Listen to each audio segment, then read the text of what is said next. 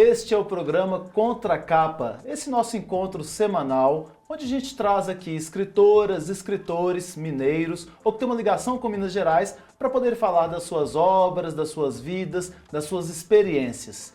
E hoje a gente vai conversar com a Luana Ferreira. A Luana tem uma experiência social muito grande e vai nos falar sobre os livros diversos, as músicas que ela tem. Então, já dou aqui as boas-vindas a você, Luana, nesse nosso programa que hoje é seu. Muito obrigada, é uma honra estar aqui. Pois é. Então a gente vai, antes de falar sobre a Luana e com a Luana, nós vamos falar onde você pode nos assistir, nos ouvir, nos acompanhar. Só que eu vou pegar uma colinha porque é lugar demais. No portal do Jornal Hoje em Dia, né? Então entrando no portal do Jornal Hoje em Dia, você pode nos assistir, que vai ao ar toda quinta-feira às 19 horas, assim como na TV Promove, que é o canal 12 da Claro TV. Mas a gente também está na rádio web do Jornal Hoje em Dia e nas rádios Alvorada FM e Difusora AM de Salinas, Gorutubana de Janaúba, Rádio Cidade FM de Corinto e a Rádio Eldorado de Sete Lagoas. Então pode nos acompanhar lá e interagir com a gente também pelo Instagram, o meu próprio Instagram, que é o @tioflávio. E a Luana Ferreira é jornalista, psicoterapeuta, psicopedagoga, especialista em responsabilidade social e gestão ambiental. Ela é a fundadora da empresa Sair do Casulo, especializada em gestão, comunicação e educação para sustentabilidade e ESG. A gente fala ESG porque a gente é portuguesa mesmo, a sigla. São 20 anos atuando em iniciativas sociais e ambientais. Ela é multiplicadora B e líder climática, representante do projeto Mulheres pela Água da Ribob. E é também professora, escritora, consultora de empresas e instituições sociais sobre sustentabilidade, ESG, diversidade e inclusão. Criadora de livros e músicas sobre os temas da sustentabilidade. Hoje nós vamos falar aqui sobre alguns livros dela, mas em específico os 3 Gs da regenerabilidade. Um mundo novo depende da gente, mas aqui fala que depende de você. Então ele é direcionado a você que nos assiste, nos ouve também. Luana, vamos começar? Vamos! Vamos falar então sobre essa experiência sua com a música, que você me contou aqui antes da gente começar a gravar. Qual é essa experiência? Você escreve músicas? Você canta músicas? Escrevo e canto. Cantava mais, hoje em dia estou mais no computador. Mas eu venho de uma família muito musical, meu pai é músico. E quando eu comecei a trabalhar profissionalmente com questões de arte e sustentabilidade, a música veio muito forte. E aí eu escrevi músicas para as crianças, porque eu acredito muito no potencial formador de crianças para um mundo diferente. E escrevi essas músicas, o meu pai, que é músico, musicou, e a gente lançou um CD e um projeto depois que chama Eu Cidadão, que é sustentabilidade voltado para as crianças por meio da arte. Olha que legal a gente levar isso para as escolas, fazer chegar nas famílias, né, para as pessoas de uma maneira lúdica falarem sobre essa questão da responsabilidade com o mundo, né? Da responsabilidade com o outro, inclusive, né? Exatamente. E a gente lançou o CD, ainda era CD, Aham. na época da mudança. Então a gente está entendendo como entrar nesse novo mercado, né? Que agora não existe CD, não é pendrive, né? Tudo digital. Então a gente está revisitando essa proposta que foi lançada em 2013 para fazer uma nova edição. Eu faço caminhada ouvindo música num negócio que era, eu acho que chama MP3. Aquele tipo de coisa, não sei se as pessoas nem vão saber o que é isso. Mas comprei há muito tempo, aí eu vou fazendo caminhada e ouvindo aquilo ali. Eu falei, também não tô na rua, se me levarem não tem problema, mas tem problema, eu perdi o negócio, gente, eu fiquei tão chateado, porque as músicas, né, nesse processo da caminhada vão me fazendo refletir e me dando várias ideias também, né? Então ela toca, né, no espaço da gente, que é do lúdico, que é da emoção, né? E é justamente essa proposta que você tem, não só na música, mas na sua literatura também, né?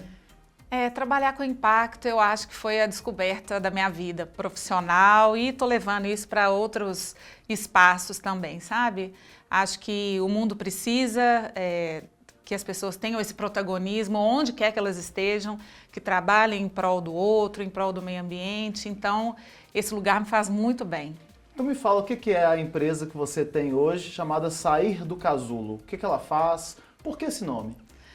Então, eu trabalhei quase 10 anos no mundo corporativo e multinacional, então era dentro dessa área já, mas era uma rotina muito intensa. E aí eu fui mãe. E aí quando meu filho nasceu, eu quis mudar a minha perspectiva, pedi demissão, tirei um ano sabático, fiquei imersa na maternidade. Aí vem aquelas pessoas falando, você é louca, né? Só Você duas vai... pessoas falaram, não, é isso mesmo, Vai. vai. O resto foi, que isso, enfim. Mas foi fundamental, era o que eu queria, foi incrível, não me arrependo um segundo, mas eu sou de produzir. Então, quando ele fez um ano e pouquinho, eu abri a Sair do Casulo, que é uma empresa que trabalha com propósito. Então, a gente cria conteúdo, consultoria, treinamento, palestra, para quem quiser falar de impacto, de regenerabilidade, de sustentabilidade. E o nome é isso, né? A gente precisa ir saindo mesmo, é sair do casulo, a gente quer sair mesmo, mas a gente entende que é saindo, é o processo. Então, foi o meu processo, e é o que a gente instiga com quem a gente vai trabalhar. É mudar as perspectivas, pensar que o mundo precisa dessa mudança e a gente está aí para contribuir, aprender e contribuir. A gente vai falar hoje de um livro que na verdade, está no meio hoje de livros que já foram escritos e de livros que virão, porque você está escrevendo alguns outros também, né? Mas fala pra gente sobre os livros que você já escreveu e sobre o que eles tratavam, porque pra gente poder focar depois aqui nesses 3 Cs. Tá. O primeiro livro que eu escrevi foi em parceria com duas colegas, a Marcela e a Juliana, e a gente contou a história de uma líder comunitária, chama Vanilda de Jesus Pereira, chama Ninguém é Feliz Sozinho. Ela é uma pessoa de muito impacto, por onde ela passa, ela tem uma veia social incrível, e a gente quis contar algumas histórias da vida dela. Isso foi, não vou nem chutar o ano, mas já tem mais tempo. Depois vieram 2 livros infantis, um que fala de diversidade racial para criança e o outro que conta 10 ou 12 histórias de crianças que questionaram seus pais, amigos, a escola, com relação ao status quo, né, as posturas impostas sociais e ambientais. Eles, mas eu preciso fazer isso? Mas o mundo não está precisando de reciclagem, por exemplo? Então, era também um livro infantil. Então, foram 2 livros infantis. São 2 livros infantis até então? Até então, sim. Entendi. O da Vanilda e o do Pantanal, que eu estava te contando, que eu estive no Pantanal por 3 vezes, desde 2020. Meu pai é de lá, do Mato Grosso, então, na época das queimadas, né, com números recordes, eu via entrevistas só de homens. E eu fiquei intrigada, eu falei, cadê as mulheres do Pantanal? Fui para lá e conheci várias histórias e publiquei esse livro, que ele é inclusive gratuito lá no site da Sair do Casulo, que conta a história de 10 mulheres e suas iniciativas para melhorar esse cenário socioambiental do Pantanal. Então você tem lá mulheres reais que fazem isso, continuam fazendo provavelmente, que são retratadas nesse livro que está disponível gratuitamente, só baixar lá no site do Casulo. Só. Ótimo. Então ele é um livro infantil. O Pantanal não. Ah não, o Pantanal não. Não. Então esse aí ele foi adaptado, é um romance, são contos? Não, são as histórias são delas. As biografias mesmo. Delas. Entendi, tá. Dessas 10 mulheres. Tá. E aí depois desse vem... Os 3 Cs da regenerabilidade. Pois é, esse termo regenerabilidade você vai explicar pra gente, porque a gente fala muito da sustentabilidade. Alguns termos no impacto ambiental, social, vêm chegando até mesmo para poder dar uma aprimorada naquilo que já existe, né? Então a gente está falando da sigla, né? A brasileirada ESG, que chegou recentemente também para nós, mas a sustentabilidade é o que a gente muito fala. O que é a sustentabilidade? Eu, 20 anos atrás, né, quando eu comecei a trabalhar nessa área, a gente falava responsabilidade social, responsabilidade ambiental, depois climática, responsabilidade socioambiental. Então, são muitos termos e que bom que são muitos, porque aí cada um pega com aquilo que conecta. Sustentabilidade tem a ver com você reparar aquilo que você causa ambientalmente, socialmente, mas a reparação ela já não é mais suficiente.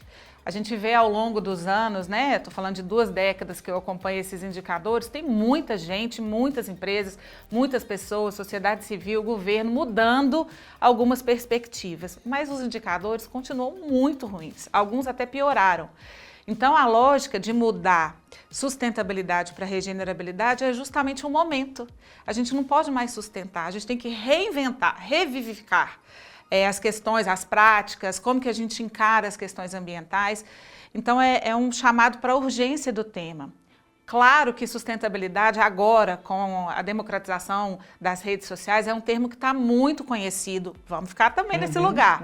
Mas para quem já está na área, atuando, trabalhando, é para mudar um pouco o tom. Pode puxar um pouquinho mais para frente, né? Essa é a ideia. Você tem a sustentabilidade, assim como tinha e ainda se fala responsabilidade social empresarial, né? Puxar um pouco, dar um passo a mais, né? Aquele que quer fazer a sustentabilidade já está no bom tamanho, né? Já está fazendo algo que é interessante, porque tem gente que está fora ainda, não pensa nisso, mas a regenerabilidade seria um passo a mais. De onde que surge esse termo?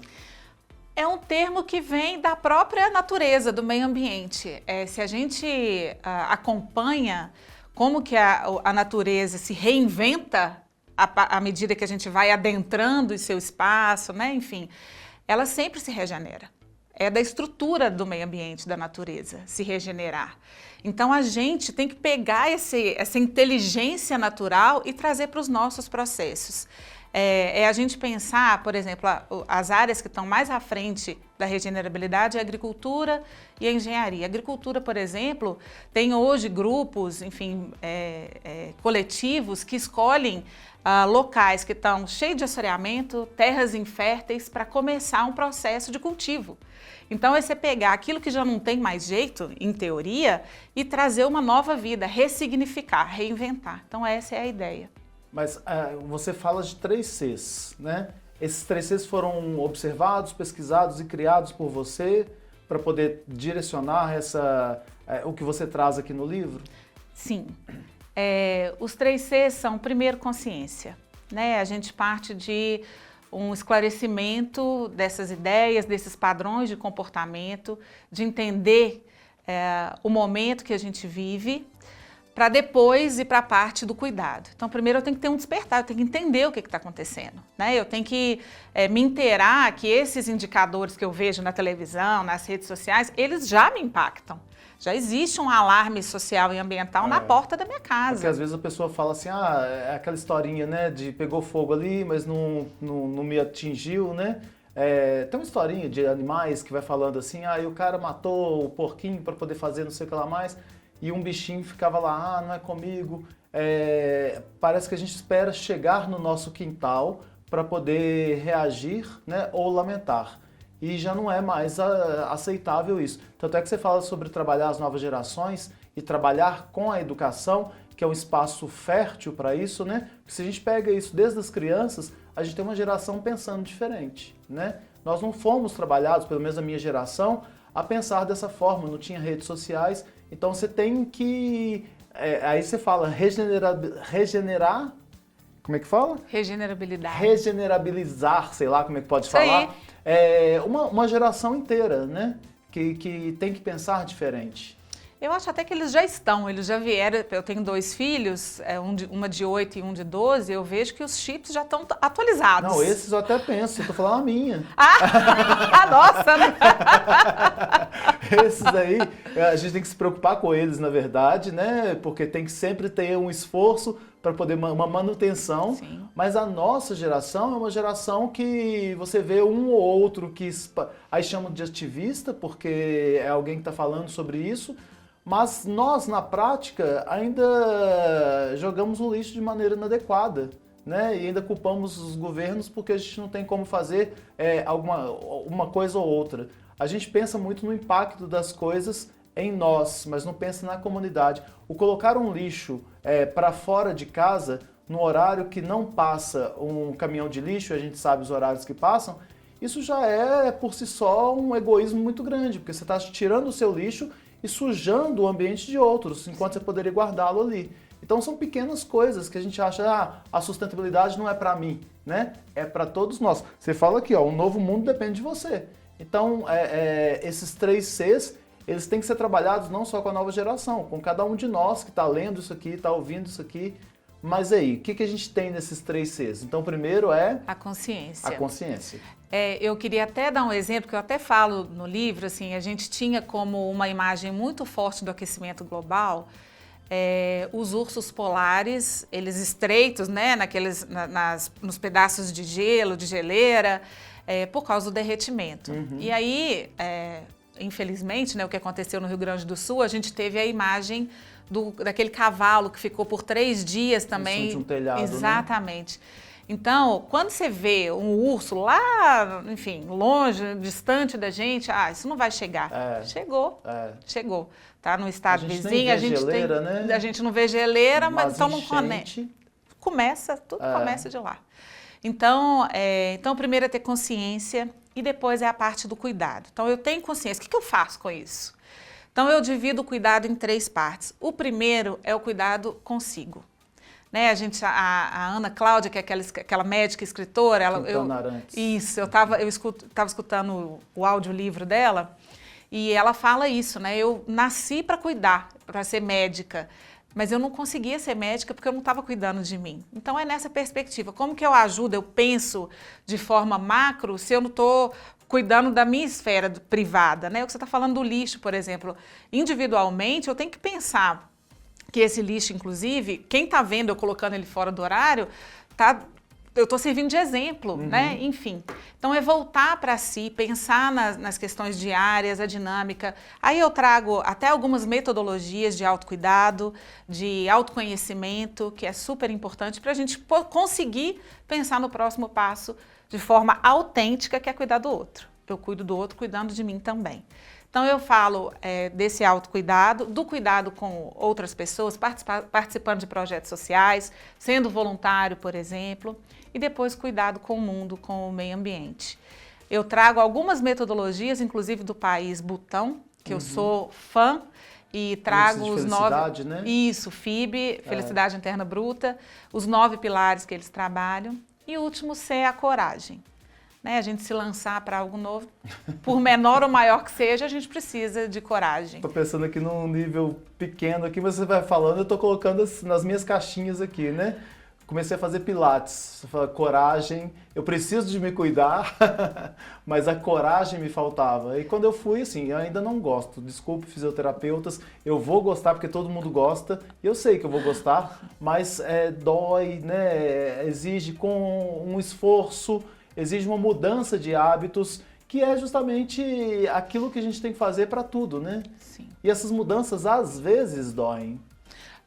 Quase sempre, né? Quase sempre. A gente fala que o desconhecido, né? Ele traz a gente fica num lugar um pouco de insegurança. Mas depois que vai, a gente tem pelo menos a experiência.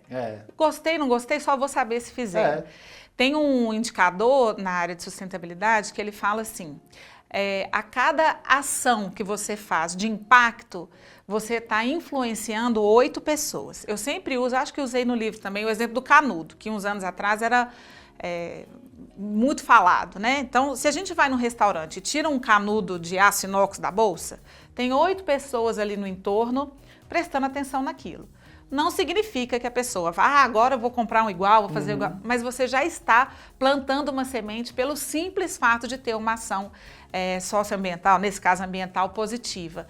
Então, a coragem, que isso até sirva de coragem, para, enfim, a pessoa conseguir ter atos corajosos. Você está impactando outras pessoas, certamente. Eu fico lembrando de um amigo em comum que a gente tem, que é a Silvinha Castro, e ela fala muito sobre as sacolas, né, nos supermercados.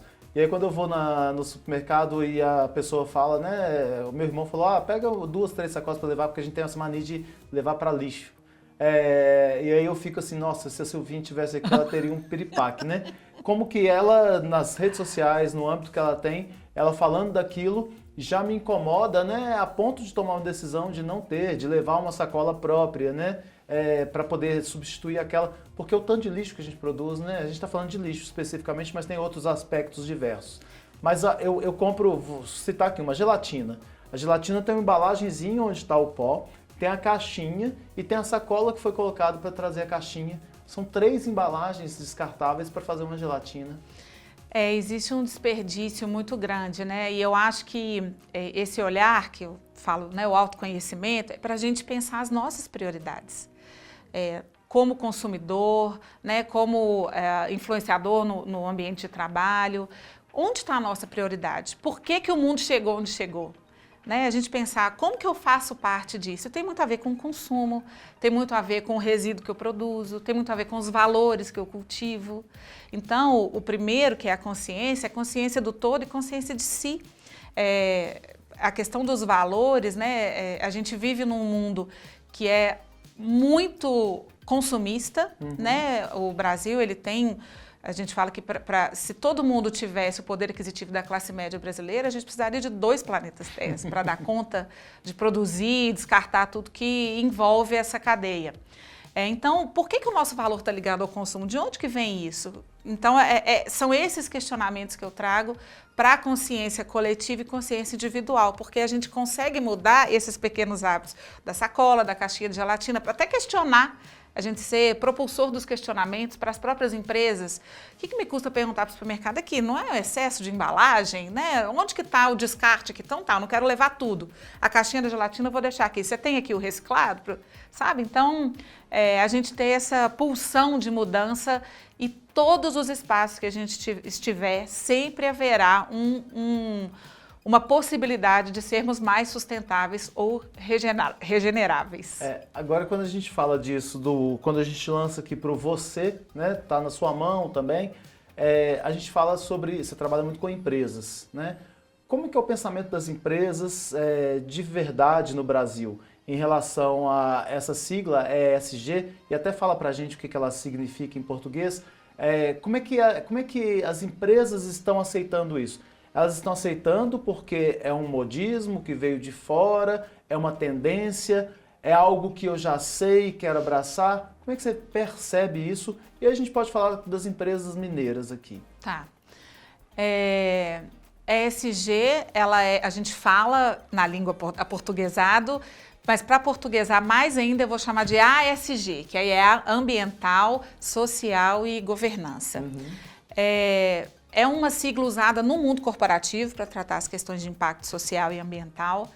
E a gente fala que existe o envolvimento das empresas ou porque ela foi cobrada, ou porque legitimamente ela acredita que ela pode fazer a diferença, ou porque ela vê uma oportunidade de mercado. Para mim, elas fazendo, vão embora. Em algum momento, até... a academia mesmo, registrando, fazendo pesquisa, publicando artigos, a gente entende que chega um momento que a empresa vê isso como fundamental. Então, se começou por oportunidade de mercado, porque foi demandada ou porque realmente acredita, em algum momento ela vai estar nesse lugar de que realmente acredita que pode fazer a diferença. Eu sinto um espaço absurdamente maior do que 20 anos atrás. As pessoas, independente das áreas que elas estão trabalhando, elas conhecem sobre o tema. Então, antigamente, eram áreas compactas que trabalhavam o impacto social e ambiental. Hoje em dia, eu trabalho muito com grandes empresas. As outras áreas, independente de estarem ligadas ao tema ou não, já sabem do que se trata, já querem replicar as ações. Eu vejo um cenário bem favorável, mas também muito desafiador, porque a gente não tem mais muito tempo, né? A gente precisa acelerar esses processos das empresas, das próprias legislações, pensar de forma intersetorial essas mudanças sociais e ambientais. É interessante que a gente via algumas áreas que são extremamente importantes para a empresa como um todo. Lógico, cada área é importante, por isso ela existe. Mas a área de responsabilidade social, de ESG, de sustentabilidade, ela não é para ficar só numa área, né? Ela é para ficar na empresa como um todo. E se a empresa, ao praticar, começa a entender que aquilo tem que fazer parte da rotina dela, é a mudança de hábitos da empresa também, né? Porque seria, lógico, tem as cobranças que vêm das redes sociais, da política, das leis, mas quando ela começa a praticar e vê que já não é mais possível voltar atrás, e tomara que isso aconteça de fato, que trazer as pessoas com pensamentos diferentes, né, para dentro da empresa, para dar essa expansão de mente empresarial, seja algo que não se volte para trás, né, que a gente caminhe para frente sempre. mas a gente percebe que é um passo difícil para ser dado porque requer investimentos, requer cultura, mudança de cultura, né? Eu vou dar um spoiler, posso? Pode. Do próximo livro que eu estou escrevendo? Pode. Eu estou escrevendo com duas colegas, ele vai chamar Adoro Gente que Desmaia. O nome vem de uma história de um mineiro também, Roberto Crema, que foi meu professor. Ele é, inclusive, um dos criadores do termo normose. A normose é a doença da normalidade, que é a gente viver de forma automatizada, sem prestar atenção nos impactos que estamos observando, vivendo e produzindo, e a gente continua comendo comida com agrotóxico, a gente continua ignorando pessoas que estão em situação de vulnerabilidade, e a gente só vai repetindo esse padrão de vida. E aí ele conta um caso que ele, aos 6 ou 9 anos, agora perdi a idade, ele estava fazendo o papel de coroinha numa igreja. Ele conta que entrou uma luz no vitral da igreja, que ele olhou para aquela luz e ele desmaiou. E quando ele acordou, ele falou, o que eu estou fazendo aqui? Então o desmaio é o momento que você sai do automático e fala, opa, peraí, deixa eu pensar na minha existência. E esse livro a gente está trazendo histórias de pessoas que tiveram seus desmaios e que mudaram suas vidas. E o interessante, voltando para a questão da corporação, é que a lista das pessoas que a gente fez para entrevistar, a maioria está no mercado. Então a gente vê que pessoas conscientes, né, estão cada vez mais presentes e elas estão nas corporações. E a gente acredita que isso vai fazer a diferença, né? Vão trazer essa influência para o mercado corporativo também. E tem um segundo livro que você falou que está trabalhando também para escrito, que eu falei que os 3 Cs, ele está aqui no meio, porque nós falamos dos antes, né? E agora estamos dando o spoiler dos próximos. Tem mais um? Tem mais um. Foi meu filho que escreveu. Que Nós legal. estamos escrevendo. Você tem 2 filhos. Uma de 8, a Lorena tem 8, o Pedro tem 12. A Lorena também escreveu um livro, mas o Pedro escreveu primeiro. E a verdade foi um sonho que ele teve e ele ficou muito impactado com esse sonho. E eu falei, filho, escreve sobre isso. Ele escreveu e aí a gente está aperfeiçoando o texto, a minha filha está fazendo as imagens. A filha de 8? Olha que legal, gente. E chama Meu Amigo Monstro. Então ele fala de autoconhecimento desse livro. Ele deve ser publicado ainda esse ano. O Adoro Gente que Desmaia, a gente começa os podcasts esse ano, mas o livro é ano que vem. Em 2025. Isso. Ah, que legal. Isso. Aí vocês vão criar podcasts com base sobre esse livro que vai ser publicado em 2025? Isso. Com entrevistas, porque essas aí são quantas pessoas que vocês pegaram? Nós ainda estamos...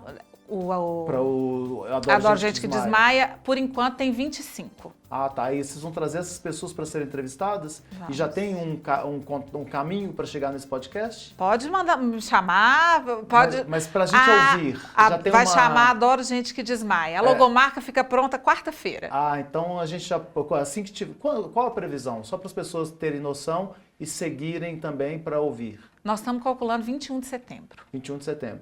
Então, eu acho que esse programa deve ir ao ar. A gente deve entrar em setembro, outubro. Então, que as pessoas já podem buscar aí. Adoro Gente que Desmaia. Gente que Desmaia. E eu adorei esse tema também, né? De falar do desmaio, do acordar, né? De se perguntar o que eu estou fazendo aqui, onde que eu estou. Onde que eu estou? Que é nosso. Luana, nós temos que encerrar, porque onde eu estou e você está, o tempo acabou.